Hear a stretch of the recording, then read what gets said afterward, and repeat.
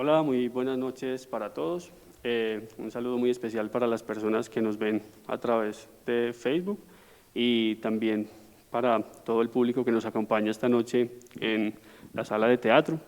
Bienvenidos a Sala Acústica. Este es un espacio creado por el Instituto de Cultura para conversar y digamos, tocar temas afín más bien a la música. Y bueno, para el día de hoy tenemos una noche muy especial con unos invitados muy especiales también y además pues como con una característica, y es que vamos a hablar de un compositor carmelitano que además nombra, digamos, da el nombre a este Instituto de Cultura, la Casa de la Cultura o el Instituto de Cultura Sixto Arango Gallo. Este personaje, pues bueno, ya hoy lo conoceremos un poquito más, pero estoy seguro que no es para nada ajeno a ninguna de las personas que nos está viendo. No sé si solamente de nombre, pero fue un personaje público y además muy reconocido pues como por toda la comunidad carmelitana. Quiero presentarles a nuestros invitados, las personas que hoy nos acompañan. Tenemos a María Elena Narváez. María Elena es, pues digamos, cantante, magíster en artes y además, digamos, una gran investigadora de la vida y la obra de Sixto Arango. Entonces, pues es un placer tenerla acá y esperamos pues como contar con ella en todo este espacio que es tan bonito. Además tenemos a el profesor y pianista John Mario Loaiza. El profe, además de ser un gran pianista, también ha dedicado mucho tiempo de su vida no solamente a la música de Don Sixto, sino a la música de muchos otros compositores del oriente antioqueño, ¿cierto? Una gran labor, digamos, de investigación, de tocar toda esta música, de recuperarla un poco, porque digamos que está ahí, sin embargo necesita como de esas personas como el profe John Mario para que se empiece a visibilizar, para que se pueda conservar de una mejor manera. Entonces creo que él también es una persona súper adecuada para este espacio, para conversar de Don Sixto, para conversar de la música de los compositores del oriente antioqueño y bueno, digamos que muchos otros asuntos que ahorita tocaremos con el profe. Además tenemos a Nelson Arango. Nelson, digamos que es esa persona que hoy nos va a contar un poquitico sobre la vida familiar de Sixto Arango. Quisimos enfocar un poco la charla sobre este asunto, ya que queremos tocar obviamente su música, pero queremos hablar de su familia y en términos sencillos pues un poco conocer un poco cómo vivía él, cuáles eran pues como sus hijos, su esposa, qué hacían ellos un poco, cómo reciben ese legado musical. Y bueno, Nelson Arango, además de ser el nieto de Sixto Arango, pues es pianista también, entonces tiene digamos como un sentimiento musical y un afecto especial también, me imagino yo, que por la música de su abuelo. Y bueno, pues hoy nos contará también un poco sobre el tema de esta sala acústica.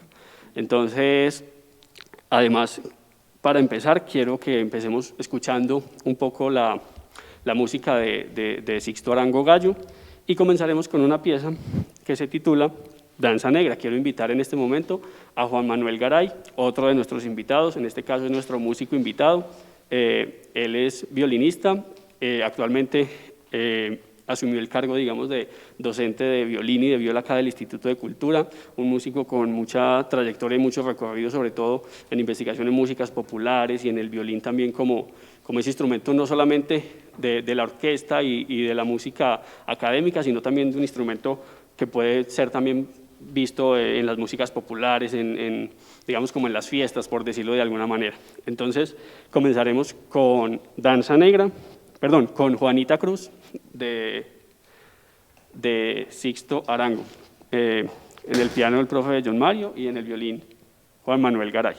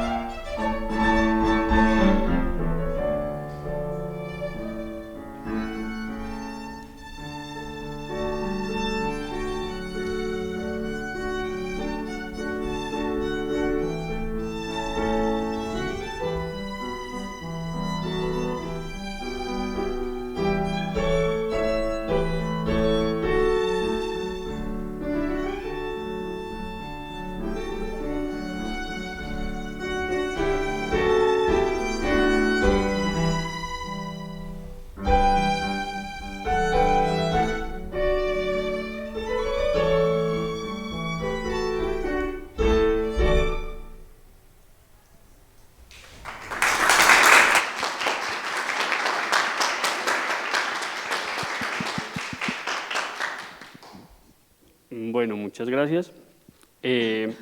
Continuamos entonces conversando ahora sí un poquito. Queremos hablar un poquito con la intención de la charla de la familia, de esos lugares como que son muy comunes, pero que a veces pasamos desapercibidos, y queremos hablar un poco como del lugar donde nació Sixto, de esa casa en donde estaba ubicada, como de ese día a día que tenía, digamos, Sixto Arango. Entonces no sé si alguno de mis invitados quiere comenzar un poquito como con esa pregunta. Bien, gracias, Sebas. Bueno, no, tal vez para arrancar un poquito y mencionar a propósito de eso, de dónde vivía Sixto Arango y cuál era como su ambiente familiar, recordar algunas cositas de él. Lo menciono es porque, pues, como siempre, hay gente que, como decía Sebastián, pues puede que le sea muy familiar el nombre, pero poco conocen de la persona. Y un poco la idea hoy es hablar justamente de eso, detrás del nombre de esa persona que fue Sixto Arango Gallo. Sixto Arango Gallo, pues lo que muchos conocen de pronto de él fue efectivamente pues un organista, digamos, por decirlo de alguna manera, un referente cultural y musical en el Carmen durante muchísimo tiempo. 49 años vivió, digamos, dedicado al oficio musical en el municipio. Seguramente puede que pues, a ustedes no les tocó, pero seguramente a sus padres, a sus abuelos, lo vieron pasar todos los días a cumplir su labor pues, al frente de la música de la parroquia. Es carmelitano, nacido aquí en el Carmen de Viboral. La familia es de origen de Marinilla. Él es Sixto Arango Gallo. Su padre, Sixto Arango Muñoz, es también una figura interesante y digamos que forma parte del patrimonio histórico del municipio. Desde el lado de la educación, en general, digamos que los orígenes de la familia de mi abuelo son todos de maestros. Sixto Arango, mi abuelo tenía el nombre de su bisabuelo, entonces pues también Sixto Arango Muñoz, el padre. Juan Arango Muñoz, que también fue un educador importante en la historia del municipio. Rafael Arango Muñoz, que también fue otro de los educadores importantes. Forman parte como de ese ambiente, digamos, de donde viene mi abuelo.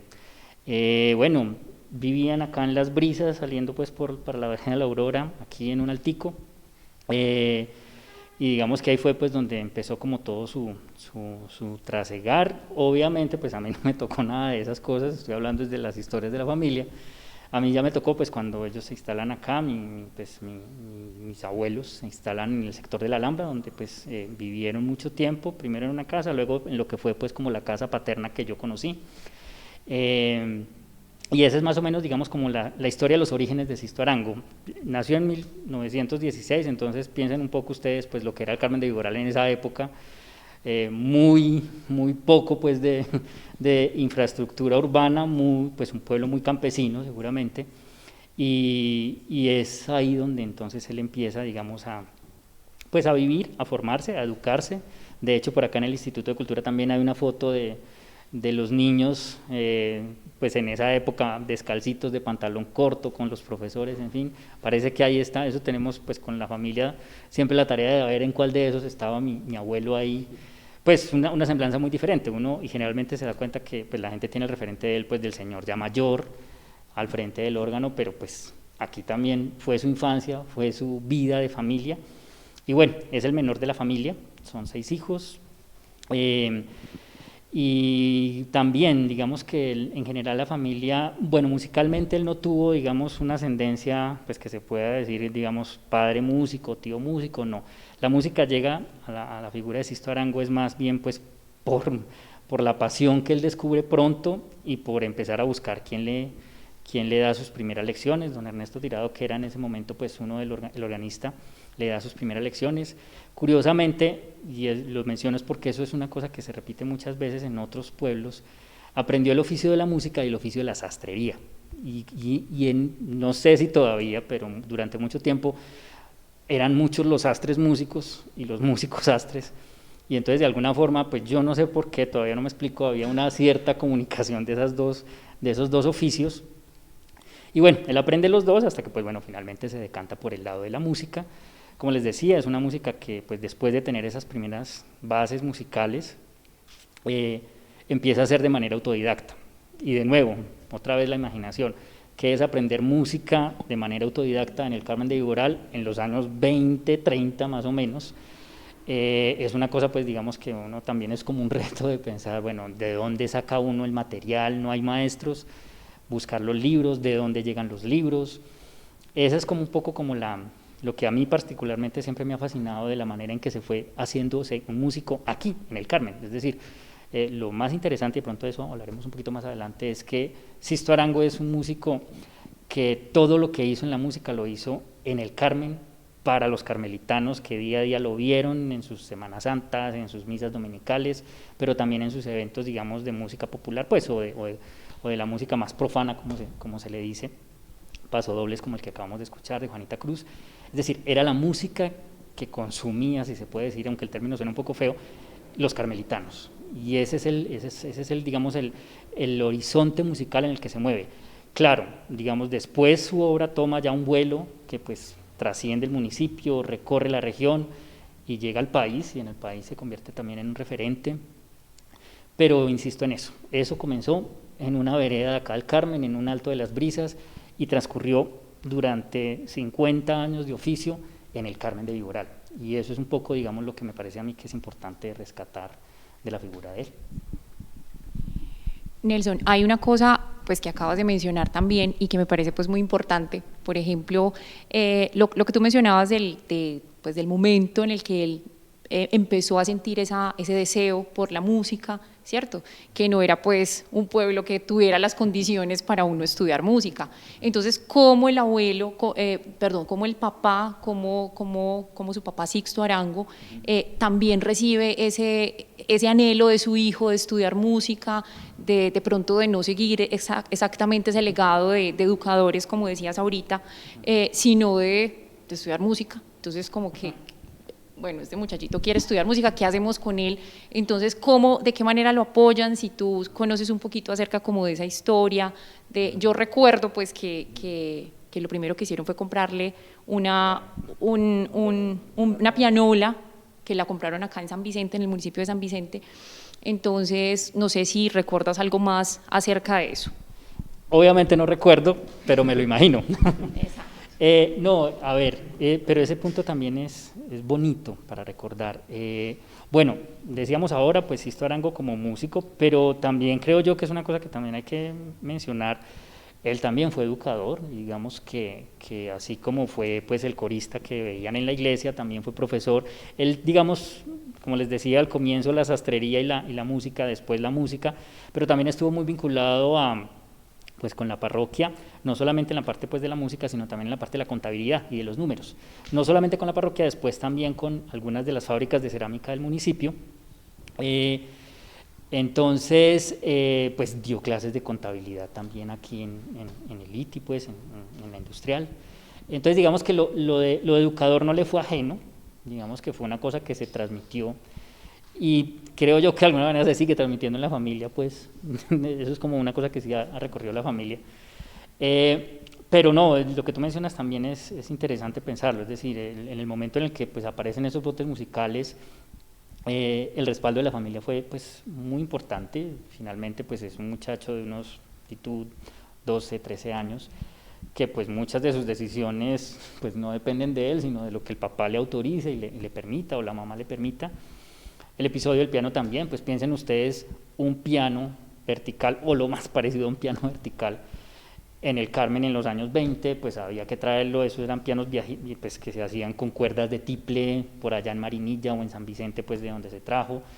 Pues ese piano todavía está pues un poco deteriorado, pero les cuento, una de las imágenes muy bellas de ese piano es que las teclas son pues de madera, y en las teclas tienen escritos los nombres de las notas, entonces, do, re, mi, fa, sol, así como con un alfilercito, no sé, pues alguna cosa, y seguramente ahí están las lecciones de él aprendiendo pues a dominar su instrumento.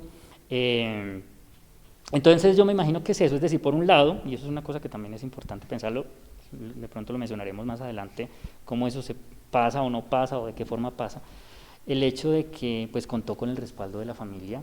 Y creo yo que aunque pues, su padre no haya sido músico y digamos que no tenga un contexto musical, el hecho mismo de ser educadores de alguna manera los hace sensibles a a eso que empieza a mostrar pues el hijo y pues de alguna forma pues empiezan a respaldarlo.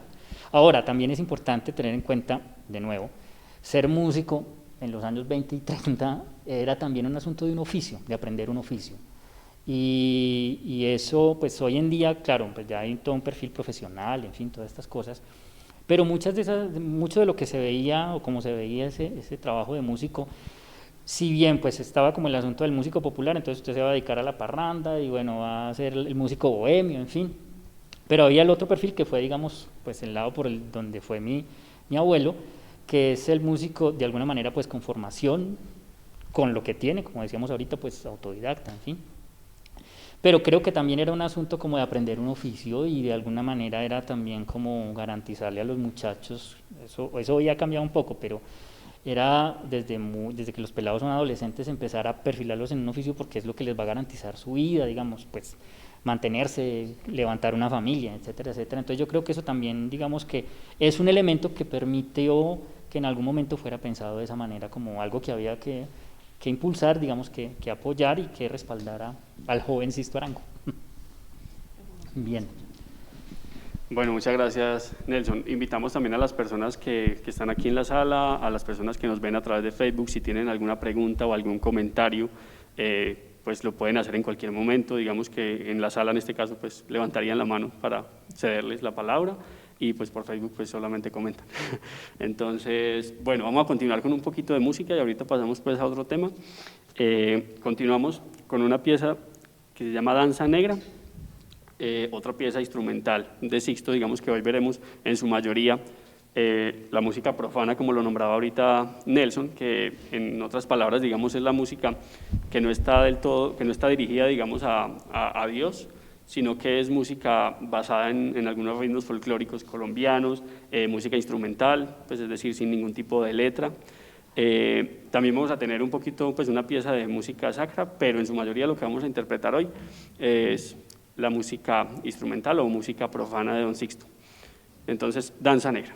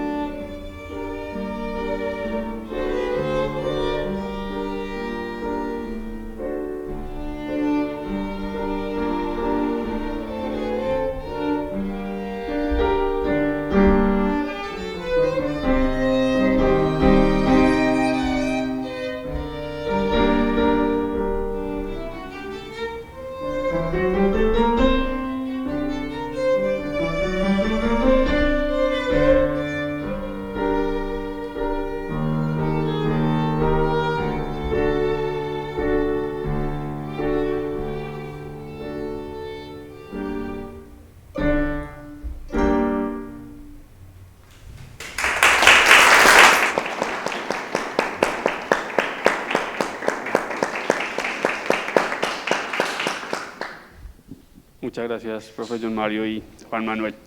Bueno, a mí me gustaría también hablar o poner pues un poco la conversación. Ya conocimos un poco de esa vida de Sixto Arango, pues Nelson nos habló un poco de ese perfil musical y de esos primeros inicios en la música, digamos como de un poco el apoyo de su familia hacia la profesión, de la idea de la profesión, pero de pronto Nelson ya directamente creo que este sí es como un recuerdo que de pronto puedes tener, digamos, ¿cómo fue Sixto Arango como abuelo? O sea, ¿cuál es la imagen que vos como Nelson tenés de Sixto? No la que te han contado, o bueno, tal vez un poco también, pero como abuelo o como ese, sí, como esa persona, digamos, si queríamos decir, pues desligado un poco de la música, ¿qué recuerdas de él? Pues a ver, mi abuelo murió cuando yo tenía 10 años, entonces realmente digamos que los recuerdos pues son sí, pues de un peladito de máximo 10 años. ¿Qué les cuento yo? La semblanza que hay de él como una persona seria, adusta, digamos, un poco, digamos, muy imponente, con una gran presencia, es una cosa que uno escucha mucho en, digamos, quienes lo conocieron. Hablando de una persona muy elegante, una persona que imponía mucho respeto, digámoslo así. Yo, pues como niño, la imagen que tengo de él es sí era una persona, digamos, seria, pero nunca seca o severa. Todo lo contrario, digamos que yo recuerdo a mi abuelo es riéndose de las payasadas que uno pues de niño hacía o preguntaba, tanto pues yo era el mayor, después viene mi hermano o mis primos, y con nosotros siempre fue como un abuelo muy querido, no voy a decir pues que fue como el típico abuelo alcahueta pues que está toda hora, tampoco, pero digamos pero nunca fue severo, nunca fue digamos como digo seco ni nada, todo lo contrario, muy cariñoso, muy bondadoso.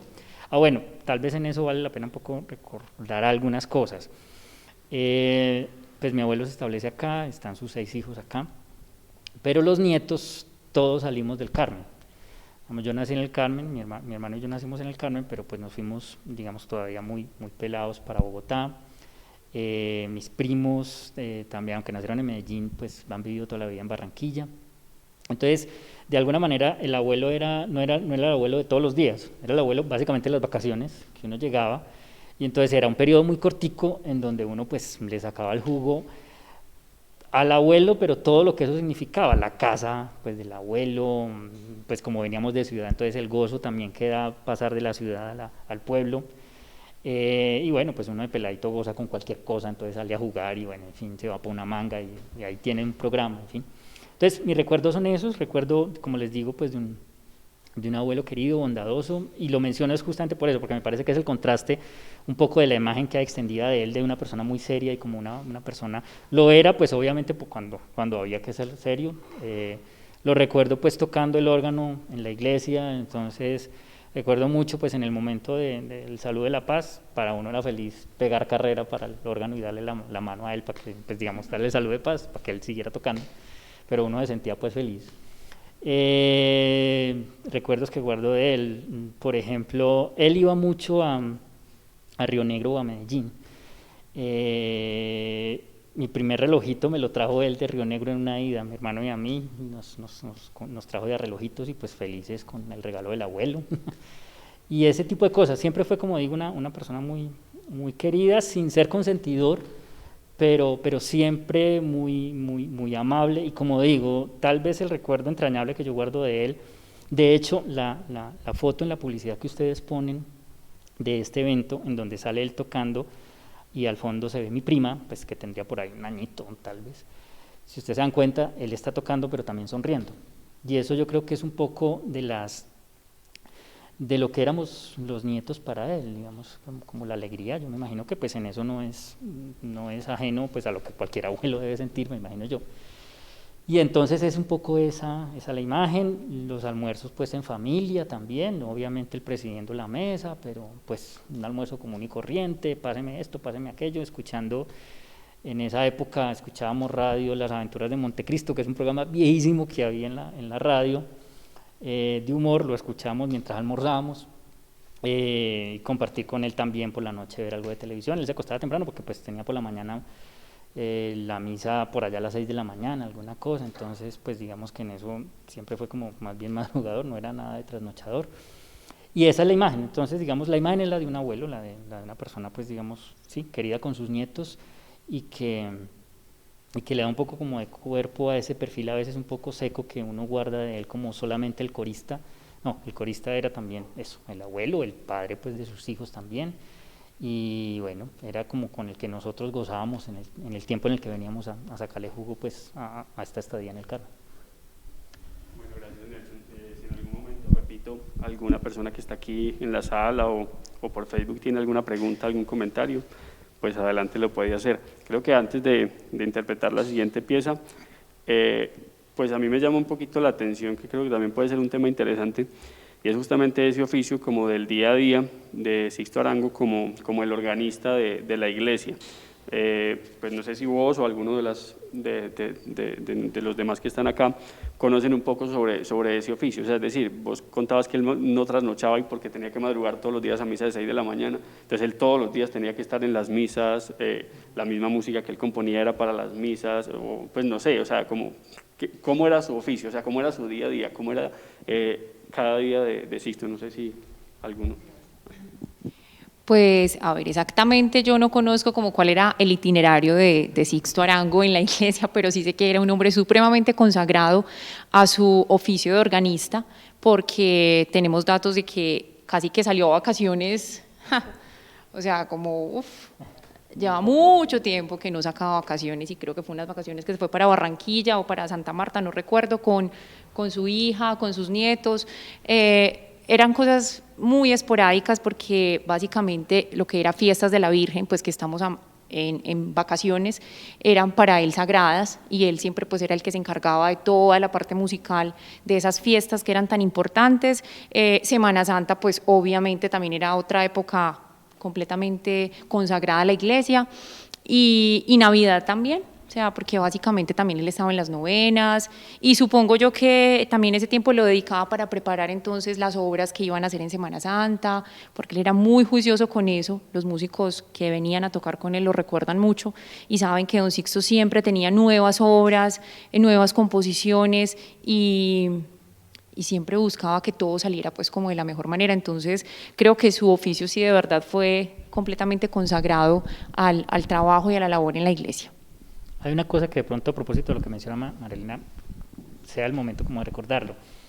De los 6 hijos de Sixto, digamos que solo uno, digamos que alcanzó a trabajar como profesionalmente en la música, se puede decir así, que es mi papá. Y de hecho ellos de alguna manera, lo menciono justamente por eso, la posibilidad para que mi abuelo saliera de vacaciones pues era que mi papá lo reemplazara, y entonces siempre era como que se alternaban en eso. Le gustaba mucho el mar, eso sí es una cosa que en la familia lo recuerdan todo el mundo, pues el hecho de ya tener una hija viviendo en Barranquilla, pues pegaba para allá y era feliz saliendo al mar y toda la cosa. Entonces, eso también era parte de las dinámicas, y pues como digo, a mí también me afectaba, era eso, en el sentido en que cuando estaba de vacaciones mi abuelo, pues mi papá era el que estaba cubriéndolo y estaba, digamos, reemplazándolo acá en la iglesia, y pues ya después cuando él llegaba, pues bueno, mi papá ya podía sacar su descanso, en fin. Entonces era la manera, digamos, que en la familia se ingeniaba el asunto. De todas maneras, en las venidas de mis primos de Barranquilla, por ejemplo, entonces se organizaban a veces paseos, vámonos a ir a tal parte, a la Piedra del Peñol, cosas así, y él disfrutaba mucho de eso. Como les digo, es un poco como la semblanza de la vida familiar, que en medio de la severidad, digamos, y de la responsabilidad y la consagración de un oficio como ese, pues siempre hay un espacio para compartir con la familia, y siempre digamos que la vida familiar fue una cosa que siempre se cultivó pues en la familia. Bueno, muchas gracias Nelson, María Elena. Pasemos entonces a uno. Muchas gracias, buenas noches.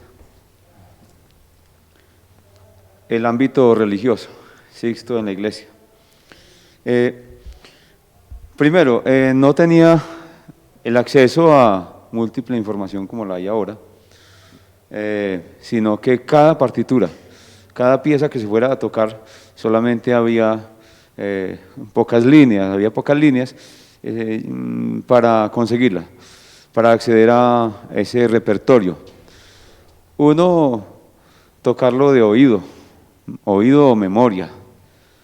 Otro, comprar las partituras que otros hacían. No había forma de descargarlas como se hace ahora.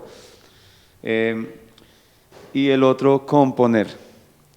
La mayoría de organistas, coristas, han tenido que suplir esa función y esa necesidad componiendo, escribiendo ellos mismos la música. De hecho, surge esa necesidad de escribir también para dar un poquito de variedad al repertorio. No era, por lo que uno supone, un músico que se conformara con tocar siempre las mismas piezas cada 8 días, como de pronto hemos visto en algunas personas. Piezas que se vuelven propias, que la comunidad religiosa se las apropia y que deben ser cantadas o tocadas como regla, sin variación. Es decir, se cantan esas canciones para que la gente las cante. Sabíamos que él también estaba en esa época donde antes del Concilio I había que aprender latín, ¿cierto? Había que cantar y entender en latín. No se permitía la lengua, el español, la lengua vernácula. Otro tema, ¿cierto? Para analizar en cuanto al manejo y el dominio que él tenía en esa lengua. Debía suplir la necesidad de repertorio, pero también en latín. Y el estilo de música religiosa sacra de esos tiempos que él interpreta, que él compone e interpreta, debe estar condicionado a esas normas previas al Concilio I, al Concilio Vaticano I, segundo. Lo que posteriormente permite cambiar, ¿no? Son piezas de una tipología, de una estructura musical que requiere el uso, el empleo más bien la construcción de todos los temas de la misa a partir de una temática, de una idea básica. Digámoslo así, él tenía que componer cada una de las piezas que iba a ser cantada en esa misa. No era simplemente componer una melodía. Es muy conocido, toca el tema religioso, el término misa entendido como un género musical sacro. No estamos hablando del oficio que cumple el sacerdote, ¿cierto?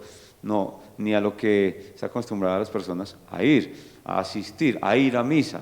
Misa para la música, en la música es un género musical que se compone de varias melodías, de varios temas.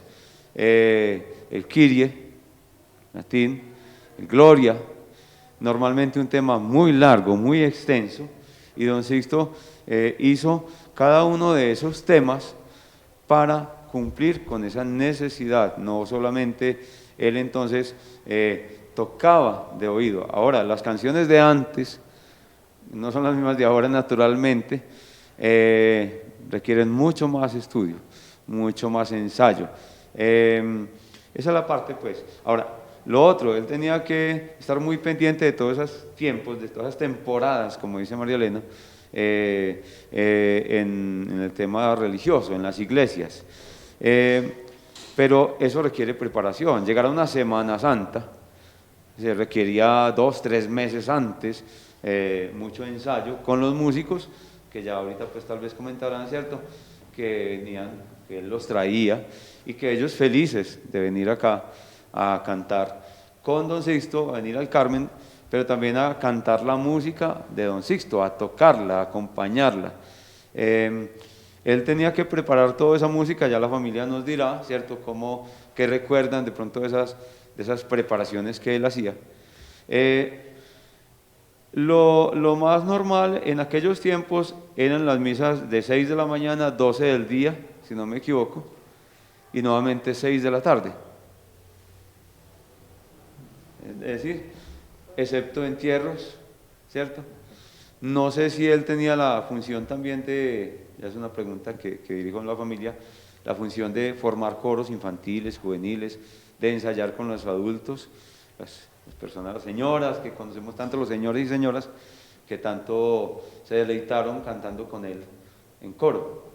Bueno, esas son como las funciones pues del corista. Bueno, lo otro es que don Sixto no tocaba en el órgano, estamos hablando de los diferentes periodos de la vida musical de don Sixto. Primero pues está el armonio, un instrumento que es poco sonoro, y al que solamente se acciona, y ustedes todavía tienen en la casa, ¿cierto?, insuflándole aire con los pies, mediante unos fuelles. Todo el tiempo el armonista, el armonicista, en los tiempos, está insuflándole aire al mismo tiempo que está moviendo los dedos y que está cantando. Necesita una gran capacidad física para hacerlo. No recuerdo a don Sixto en esa, obviamente, pero sí recuerdo a otros coristas en Río Negro, por ejemplo, en San Francisco, tocando ese instrumento, y de verdad que se requiere fortaleza física para hacer sonar ese instrumento y para que lo escuchen. No habían micrófonos ni mucho menos. Entonces, eso va condicionando también, las circunstancias, y para eso se requiere también una persona que tenga esas capacidades físicas también. ¿No? Sixto, ¿qué estatura tendría? No lo recuerdan ustedes, ¿cierto? Parece que era más bien de mediana estatura, de pronto, ¿cierto? 1,70 tal vez, yo más o menos calculo. Entonces, esas características físicas muy importantes para ese oficio. Bien, entonces, primero la preparación que debe tener para las fiestas, 2-3 meses antes, ensayar mucho, componer, preparar naturalmente todo ese repertorio, ensayarlo, enseñárselo a la gente, enseñárselo a la comunidad. Es que un buen corista no sale de pronto con una canción nueva y la canta una sola vez. No, él está primero formando un grupo, un coro, y luego la canta muchas veces. Era muy querido por los sacerdotes, Monseñor Builes, por ejemplo, fue uno de los que, ¿cierto? Y ellos llevaron a don Sixto a cualquier parte donde también fueran trasladados.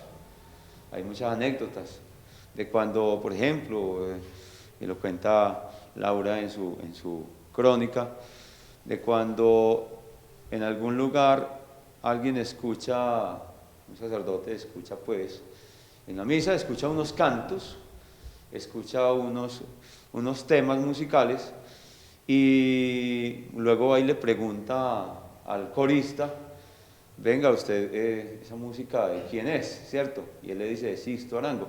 No aquí en el Carmen, no estaban en el Carmen. Y por último, yo conozco la parte sacra. Lo primero que conozco de don Sixto es la parte sacra, la música sacra. La conozco no precisamente en el Carmen, sino por una soprano de Medellín. Yo le he comentado a la familia, fue una soprano de Medellín, Luz Marina Gómez, quien era muy celosa con las partituras. Digámoslo que antes del Kyrie, de cada uno de los temas que compone la misa, un minuto antes le colocaba a uno los papeles, las partituras, ahí en el atril del piano, del órgano. Uno podía medio leerla, tocábamos, terminábamos el tema y ella inmediatamente recogía el papel y uno se quedaba sin nada ahí en el atril. Un minuto antes del siguiente tema volvía, aparecía otro papel, y lo que recordaba yo era que decía Sixto Arango Gallo, ¿cierto? Entonces eso como la anécdota particular, ¿cierto? Pero pues como para destacar esa labor o esa imagen que él tenía en otros lugares. O sea, don Sixto no era solamente un músico conocido acá en el Carmen de Viboral, y era una persona por lo que se deduce, bastante juiciosa, bastante comprometida, bastante disciplinada, bastante organizada. Me extraña un poco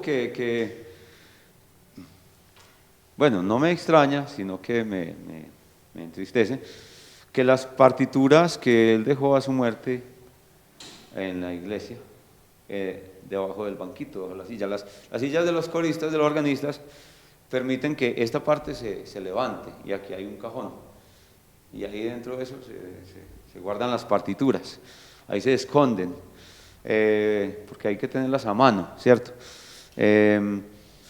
Él tenía las que más necesitaba, seguramente, pero muchas de esas partituras, pues, ¿cierto?, cayeron en manos ajenas, tal vez, pero volviendo al punto que me estaba desviando, por la forma en que uno analiza las partituras de él, la caligrafía, aun cuando sospecho que de pronto la caligrafía puede ser de Alberto en algunos casos, una persona muy organizada. Escribía para cada uno de los instrumentos. Él no se conformaba con decirle a los músicos, cantemos de oído, o sea, cójalo ahí, cójale el tono, hágame una segunda, sino que él escribía cada uno de los papeles que debía interpretar cada músico en detalle, así como lo estamos viendo ahora. La parte del violín que él está tocando fue escrita por don Sixto, la parte del piano fue escrita por don Sixto, no estamos haciendo pues aquí como un montaje a última hora. Eso, entonces ese juicio, ese orden, yo creo que eso viene también de herencia, pues de familia, docentes todos. Él tenía en el alma también esa parte, él fue también docente, ¿cierto? Y ese orden en las partituras pues manifiesta, a mi parecer, ese orden que él llevaba en la vida. Yo como me lo imagino, ¿cierto? Como me lo imagino, sí, como todo un señor, todo un caballero, todo un maestro, pero también disfrutando de la vida, de pronto sí, poco reservado. Disculpa a la familia que esté entrando ¿cierto?, una apreciación más psicológica, pero poco reservado sí, pero creo que es porque su sentido de compromiso, su sentido de pertenencia hacia su oficio, hacia lo que él amaba tanto, le exigía eso. Su sentido de responsabilidad, él sabía que tenía que levantarse, acostarse tempranito, pero sabía que tenía que tener todo en orden, todas las partituras en orden para el siguiente día, para la siguiente época, para la Semana Santa. No podía estar improvisando y escribiéndole papeles a los músicos o diciéndoles, toquen lo que a ustedes les parezca más bonito. De pronto, si fuese un poco reservado en la parte emocional con su familia, pienso que eso estaba pues condicionado ya, pues, ¿cierto?, en principio, su personalidad, su carácter, pero es porque, y ya entro como a la parte final, estaba tan comprometido con su oficio, con su vida. Para él lo más importante era cumplir con su oficio, cumplir a cabalidad con todo, de tal manera que él se entregaba inclusive en esas horas extralaborales. Pronto a veces nos sucede mucho. Nos llevamos los problemas ni el trabajo a la casa, pero el trabajo del músico es un trabajo que no tiene descanso. Hablamos de vacaciones, ¿no? El músico, ya lo sabe muy bien, pues no trabaja solamente por un horario de oficina, que es muy bonito, donde una vez que salgo a las 5 y 5, yo ya no me acuerdo de nada, ni me interesa más, dejo a un lado eso para hasta mañana a las 7 de la mañana. El trabajo del músico no, el músico se lleva ese pensamiento, esa melodía, esa armonía para su casa y todo el tiempo está trabajando. Entonces de pronto eso también le quita un poquito a uno esa espontaneidad, esa alegría. Eso. Disculpen, eso es una apreciación pues, personal. Muchas gracias, profe John Mario. Vamos a escuchar entonces dos piezas, en este caso vamos a interpretar, pues ellos van a interpretar Romanza Vespertina y seguidamente Danza Matinal.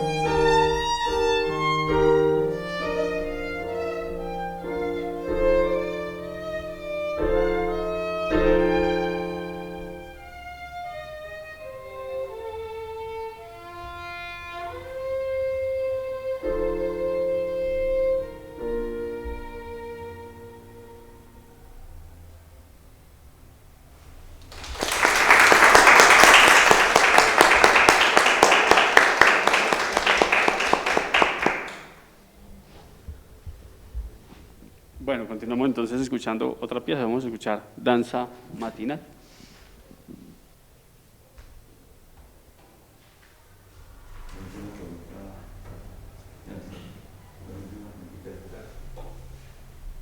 Yo pues me quiero hacer el papel de entrevistador. Quisiera de alguna manera preguntar a la familia que está presente, dado que estamos ya pasando al, tocamos el género profano, no popular, sino profano,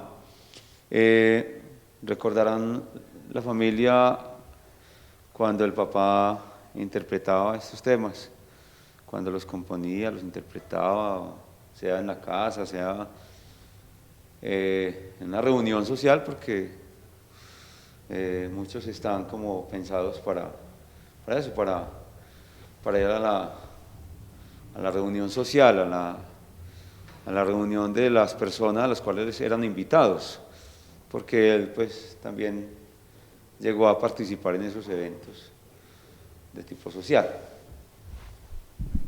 Pues a ver, yo personalmente, digamos que no tengo recuerdo así como de reuniones sociales en la casa, pues. La vida social que yo recuerdo de mi abuelo era, por ejemplo, el hermano, Jesús Antonio Arango, que es el que tiene, la biblioteca tiene el nombre de él. Eran, pues, digamos, el uno en las letras, el otro en la música. Y algunas de las personas que recuerdo yo, digamos, cercanas de acá del municipio, don Vicente Hoyos, el de la farmacia, por ejemplo, era muy amigo de él también. Y eso es, pues, como les digo, pues lo que yo de niño, pues, ve de las reuniones de los adultos, digámoslo así. Yo simplemente añado que, pues, este tipo de música, ciertamente es una música muy, pues, como lo que se llama música de salón, y es una música muy de, digamos, de eso, de la reunión pequeña de familia, en fin. Pero yo específicamente que pues haya visto, digamos, ese tipo de reuniones sociales en torno de las cuales se hace acá esta música, no. Hay algunos registros fotográficos, de hecho es muy famosa la foto que hay acá de él tocando pues con clarinete, con trompeta y contrabajo, música pues, como música de cámara, uno podría llamarlo así. Y ese tipo de cosas es más por, digámoslo así, por documento que tiene uno, pero a mí en lo personal, digamos, no me tocó ver eso, siempre fue, pues digamos, ir a ver a mi abuelo tocando en la iglesia, eso fue como lo que yo recuerdo. Después sí hubo, ya que John Mario mencionaba lo del armonio y eso finalmente quedó donde mi papá, sí recuerdo mucho a mi papá tocando música de mi abuelo, practicando para sus misas también. La idea del armonio era básicamente que era lo que se podía trastear pues para las procesiones, sobre todo ese era el instrumento en el que se montaba en un carro caballo y hágale, y ya cuando para uno, segunda estación, paren ahí, amarren el caballo, lo que sea, y arranque y pues y toque. Sí sé que los músicos, todos estos violinistas, el Chinche, que era uno de los grandes violinistas, digamos que venía de Medellín, Pizarro, el de la flauta, eran músicos que trabajaban en Medellín, trabajaban mucho, por ejemplo, en salones, piensen ustedes, años 60, 70 más o menos en Medellín, todo ese sector de la playa, había muchos salones grandes de billares y todo, y muchos de esos músicos, ahí era como la cantera, si se puede decir así, donde uno encontraba muy buenos músicos tocando pues por las tardes o lo que fuera. Mi papá, que era el encargado un poco de esa tarea, era el que se iba como a reclutar los músicos a Medellín y pues a llamarlos, vea, tenor Jorge Ochoa, usted que es tan buen tenor y que canta tan buenos boleros y tan buenos bambucos, va a cantar Semana Santa para el Carmen, hágale. Entonces allá pegaba, pues venía para acá y así, entonces ese era más o menos el asunto. Músicos de extracción, digámoslo así, no necesariamente música religiosa, sino de música también pues de eso de salón, que venían acá y pues digamos para las celebraciones importantes, patronales, Semana Santa, pues hacían ese tipo de apoyos. Esa es más o menos como la referencia que yo tengo de la asociación con ese tipo de música. Gracias, Nelson. ¿Tenemos una pregunta? ¿Puedo hacer un aporte? No sé cómo están de tiempo. Sí, por supuesto, claro que sí puede. ¿De aquí o que se con el micrófono? Creo que mejor por aquí. Sí, bueno, vale, no hay problema. Buenas noches. Dado que han hecho intervenciones pues contando la vida de don Sisto, pues quería hacer un aporte también desde la experiencia, pues lo conocí personalmente. Obviamente estaba más pelado, pero sí recuerdo todo, pues estaba en una, pues ya muy consciente. lo que decías, haciendo rápidamente para resumir, digámoslo, anécdotas que no son las conocidas, porque son más a nivel personal. Por ejemplo, lo que decía don Sisto, que decía, creo que eras tú ahora, él buscaba músicos y ese era el encanto de don Sisto aquí en el Carmen, era lo que formaba para las fiestas religiosas, toda una orquesta de soprano, de violines, que eso era fascinante y era muy poco visto. Él buscaba músicos lectores, él no traía ningún músico que fuera de oído ni nada. Esa era parte, creo que era tu papá, Alberto. Sí. Alberto buscaba, y don Sisto, músicos lectores, porque cuando llegaban, don Sisto solamente ponía partituras y ya, ahí no habían ensayos. Las sopranos no te superaron, María Elena. Las sopranos que trajo don Sisto fueron un encanto, no sé dónde las conseguían. Les hablo también, lo que hablabas ahora del sector de la playa, en Medellín, en esa época se conseguían los músicos según su estilo en diferentes partes. Si usted necesitaba orquestas, había mucha gente que iba al Salón Málaga, allá conseguía gente de orquestas, pero si necesitaba músicos que leyeran, lectores, se conseguían era en el Salón Colón, que queda en el Pasaje de la Bastilla y todavía existe, el Bar Colón, creo que todavía existe, el Pasaje de la Bastilla es el de los libros, allá se conseguían músicos, no sé si hoy en día, pues no creo que eso funcione. Esa era la temática como para complementar. Otro punto que quiero hablar de don Sisto es el talento que tenía de autoformación para ejecutar unas melodías asombrosas como era creo que era el Tantum Ergo, ese es de Vidal, no sé, maestro usted. Ah, no, el Tantum Ergo ese es un himno de Santo Tomás, creo que es la última estrofa. Eso es a soprano y a violín, eso eleva. Entonces, ¿qué hacía el Tantum Ergo cuando lo cantaba don Sisto? Que en el templo de aquí, por su acústica, tenía un eco, una vibración diferente, especial, y eso pues como que elevaba el espíritu.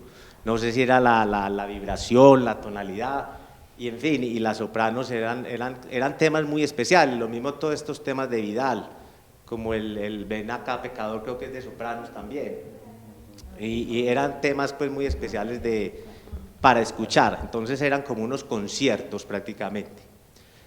Y el otro punto que les quiero ampliar es uno que no quiero dejar pasar, es el himno al Carmen.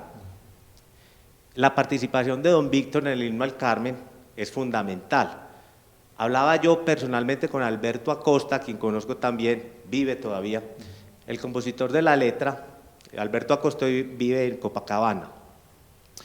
El compositor de la letra, cómo logró don Sisto armonizar un poema tan bien hecho, porque el himno al Carmen, dentro de todos los himnos que uno pueda escuchar, obviamente hay parte de subjetivismo porque son apreciaciones personales. Me gusta escuchar muchos himnos a manera cultural y hay himnos que llaman la atención, son bonitos, cadenciosos, la letra del himno al Carmen no es agresiva, ahí no hablan de lanzas y de muertes y de batallas, son himnos totalmente diferentes, es un himno totalmente diferente, analícenlo y compárenlo. Ese espíritu patriótico sanguinario no existe en el himno al Carmen, cuando se escribió en una época que era lo normal, los himnos son sanguinarios, hay mucha sangre que se derrama en las letras, inclusive en el himno de Colombia. Si usted escucha el himno antioqueño, el himno al Carmen y otros himnos, para no ampliarnos, va encontrando unas diferencias muy grandes, y es que la diferencia la hacen en que esos himnos, cuando alguien los escucha, les queda y se los aprende fácil, es por algo. Porque el himno al Carmen prácticamente lo canta quien lo escucha y le gusta. El punto de la letra por el arte poético de Alberto Acosta, y el punto de la música por parte de don Sisto, que también por historia del mismo Alberto, no es que don Sisto se encontró con Alberto y eran amigos, no, Sisto Arango era muy amigo del papá de Alberto Acosta, el que escribió el himno.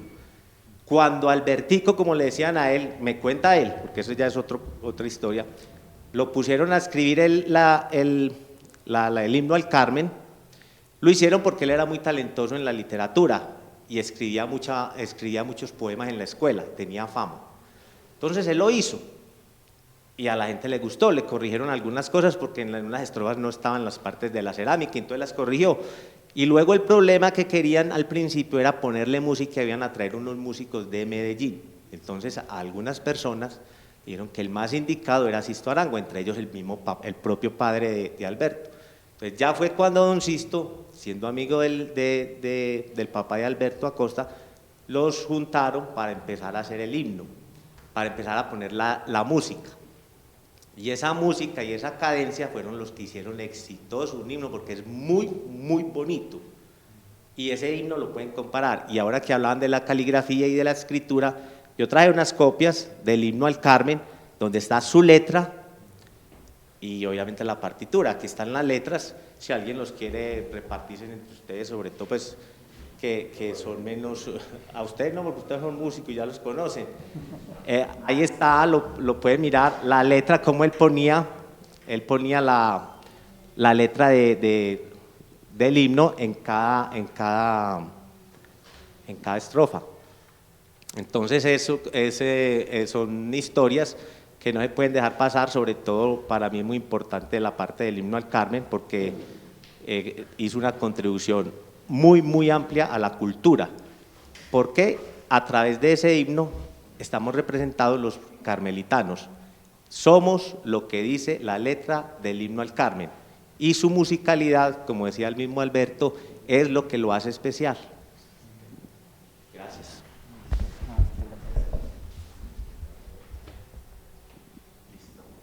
Bueno, muchas gracias, don Carlos, por todo su aporte, además pues por compartirnos también esta partitura, pues que además creo que como decías, pues también como que nos involucra un poco. Entonces muchas gracias por ese aporte también tan bonito, además tan importante como tan complementario.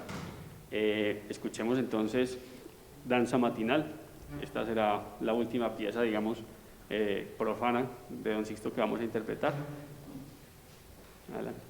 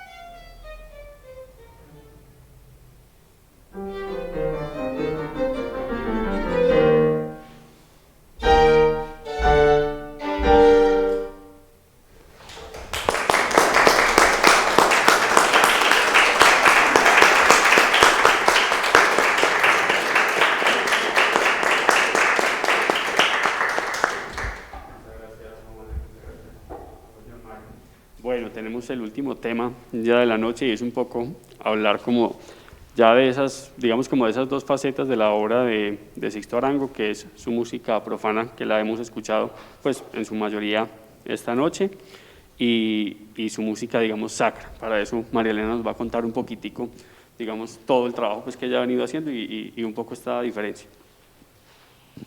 Bueno, yo les quiero hablar de varias cositas, pero así pues como muy resumidamente. Digamos que sí, la música de Don Sixto, pues, o la obra musical de Don Sixto, pues se divide como en esas dos, en la música profana y música sacra. Obviamente la música sacra es mucho más extensa, también por lo que decía el profesor John Mario, porque pues casi que era una necesidad en ese momento componer música para su oficio de organista, ¿cierto? Lo profano era más... supongo yo más como por gusto, por placer. Obviamente yo sé que a él era un ser supremamente religioso y espiritual y él amaba profundamente su música sacra, pero claro, tenía su grupo de música, el grupo Santa Cecilia, que era el que mencionaba Nelson, que vemos acá en esa fotografía tan bella. Entonces está esa música que para él seguramente era un placer también y que si podemos escuchar en sus melodías está un poco influenciada por toda esa música española, por las zarzuelas, y aquí también quiero contar un poquito como esa música vocal, porque básicamente la música vocal de Don Sixto se concentra pues como en lo religioso, en lo sacro. En la música profana solamente tenemos como unos pequeños melodías por ahí de zarzuela, de una zarzuela que se llama María Salomé, de la cual hay muy poca información, hay muy poco registro, pues. Sé que en esas zarzuelas de pronto, no sé, Cecilia, Alberto, de pronto llegaron a cantar, Francisco, esos son los hijos de Don Sixto, llegaron a escenificar esa zarzuela, muy seguramente aquí mismo, en este mismo espacio. Obviamente en ese momento este auditorio era mucho más grande, pues, pero básicamente era como este mismo espacio, este mismo lugar. Entonces contarles pues que la música vocal básicamente se centra pues como en lo sacro. Como les decía ahorita, pues Don Sixto, un hombre supremamente religioso, fervoroso, espiritual, que amaba profundamente hacer esa música porque era la manera también de él alabar y bendecir a Dios, a su creador, y yo creo que pues los textos que él utiliza para estas, sobre todo es los motetes eucarísticos, que uno de esos es el que vamos a hacer ahora, son textos muy profundos, muy de verdad muy, que lo llevan a uno pues como a otra dimensión, ¿cierto? Escuchando esas letras y esas músicas, o sea, hablan de verdad de esa profundidad. Esos textos no son de Don Sixto, seguramente eran textos, pues, no sé, no tampoco tengo pues como el dato exacto de quién era el escritor, pues, no los tenemos, pero seguramente pues Don Sixto los utilizaba porque de verdad eran textos muy, muy profundos. Básicamente eso. Entonces vamos a escuchar uno de esos motetes eucarísticos que se llama Prisión de Amor. Él era un amante pues de la Eucaristía y de Jesús sacramentado, entonces por eso le dedica tantos motetes a Jesús en la Eucaristía, y uno de estos entonces, Prisión de Amor.